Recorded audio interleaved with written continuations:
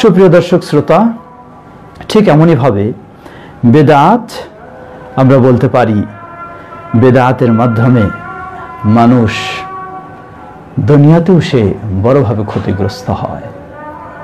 আল্লাহ রাসূল সাল্লাল্লাহু আলাইহি ওয়াসাল্লাম বলেন যে আল্লাহ রাব্বুল আলামিন এবং বেদাতি উভয়ের মাঝে একটা আড়াল তৈরি হয়ে যায়, পর্দা তৈরি হয়ে যায়, হাত্তা ইয়াদাআহা, যতক্ষণ না বেদাতি বেদাত বর্জন করে। সুতরাং কোন বেদাতি বেদাতে লিপ্ত হয়ে যদি আল্লাহর কাছে দোয়া করে, তার এই দোয়া কবুলের কোনোদিন আশা করা যায় না। কারণ আল্লাহ তার সাথে সম্পর্ককেই দূরত্ব তৈরি করে দিয়েছেন, আড়াল সৃষ্টি করে দিয়েছেন। বেদাত বর্জন না হওয়া পর্যন্ত সে আল্লাহর কাছে তার সম্পর্ক ঠিক থাকে না। আল্লাহু আকবার। আজকে দেখুন, এই সেই শবে বরাতের রাত, শবে মেরাজের রাত, এই শবে কদরের রাত, সবগুলিতে মানুষ কত রকমের বেদাতে জড়িয়ে গিয়ে আল্লাহর কাছে ক্ষমা পেতে চায়। তা কিভাবে সম্ভব? আল্লাহু আকবার। সুপ্রিয় দর্শক শ্রোতা, সুতরাং বিষয়টি ভালোভাবে উপলব্ধি করা উচিত। এরপরের বিষয় বলতে পারি, বেদাতি কাজ কখনো আল্লাহ সুবহানাহু ওয়া তাআলার কাছে কবুল হবে না, নিশ্চিত কবুল হবে না। বলবেন কেমনে? নবী মুহাম্মদ সাল্লাল্লাহু আলাইহি ওয়াসাল্লাম তার জীবদ্দশায় বলে গেছেন, মান আহদাসা ফি আমরিনা হাদা মা লাইসা মিনহু ফাহুয়া রাদ। যে কাজটি ইসলামে ছিল না, এমন নতুন আবিষ্কার করেছে যে, ফাহুয়া রাদ, সেটি প্রত্যাখ্যানযোগ্য। সহিহ বুখারী মুসলিমের হাদিস, কখনো গ্রহণযোগ্য নয়। অপর হাদিসে আরো স্পষ্ট করে বললেন, মান আমিলা আমালান লাইসা আলাইহি আমরুনা ফাহুয়া রাদ।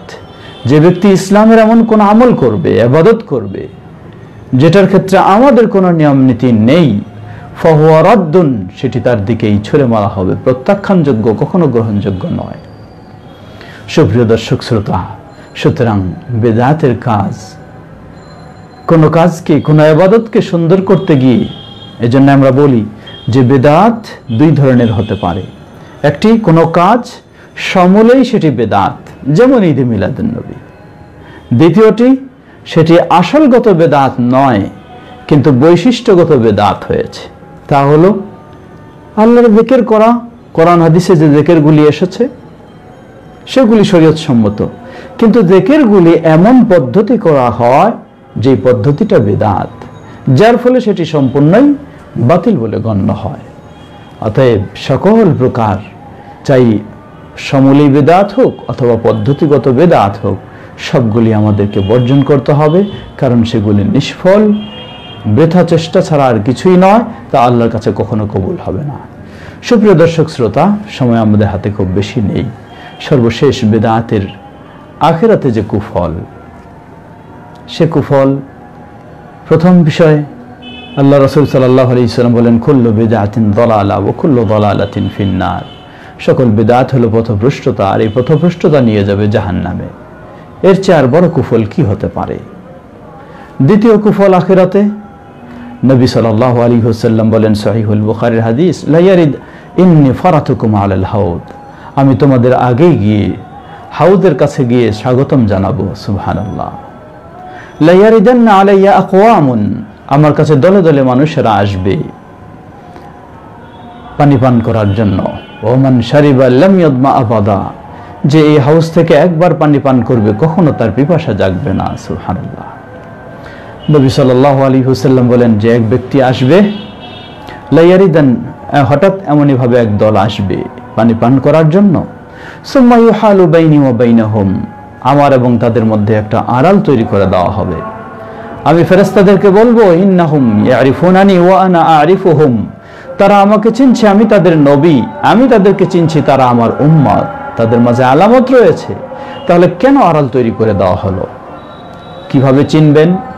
অন্য হাদিসে বলছেন নবী সাল্লাল্লাহু আলাইহি ওয়াসাল্লাম, এই উম্মতের মানুষদের কিয়ামতের দিন আলামত হবে, তাদের অজুর অঙ্গগুলি চমকাতে থাকবে, সেগুলির মাধ্যমে চেনা যাবে তারা নবী মুহাম্মদ সাল্লাল্লাহু আলাইহি ওয়াসাল্লামের উম্মত। সুবহানাল্লাহ,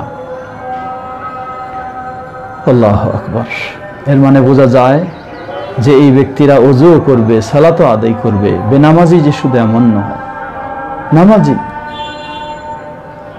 যখন এই আড়াল তৈরি হয়ে যাবে, নবী সাল্লাল্লাহু আলাইহি ওয়াসাল্লাম বলবেন আমি তাদেরকে চিনছি, তারা আমার উম্মত, আমি তাদের নবী, তারা চিনে। কেন এ আড়াল?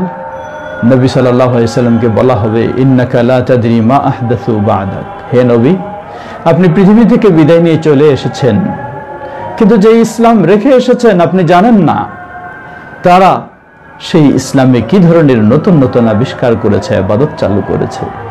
সে কারণেই আপনার এবং তাদের মাঝে এই আড়াল তৈরি হয়ে গেল। নবী সাল্লাল্লাহু আলাইহি ওয়াসাল্লাম বললেন সুহকান সুহকান লিমান গায়্যারা বাদি, যারা আমার রেখে আসা দিনকে আমার পরে বিকৃত করে ফেলেছে তারা দূর হও, দূর হও, ধিক্কার তাদের জন্য। আল্লাহু আকবার।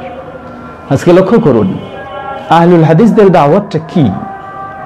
আহলুল হাদিস কোন মাযহাবের দাওয়াত দেয় না, আহলুল হাদিস কোন তরিকার দাওয়াত দেয় না, কারণ এগুলি নবী মুহাম্মদ সাল্লাল্লাহু আলাইহি ওয়াসাল্লাম রেখে যান নাই।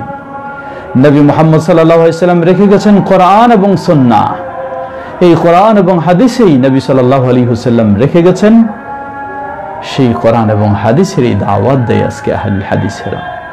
আসুন সুপ্রিয় ভাইরা আমার, আমাদেরকে অবশ্যই বিষয়টি ভালোভাবে জেনে উপলব্ধি করে সেসব থেকে বিরত থাকতে হবে। আল্লাহ আমাদের সবাইকে প্রকৃতভাবে তাওহীদ এবং সুন্নাহর আলোকে ইসলাম মেনে চলার এবং সকল প্রকার বেদাত থেকে বিরত থাকার তৌফিক দান করুন।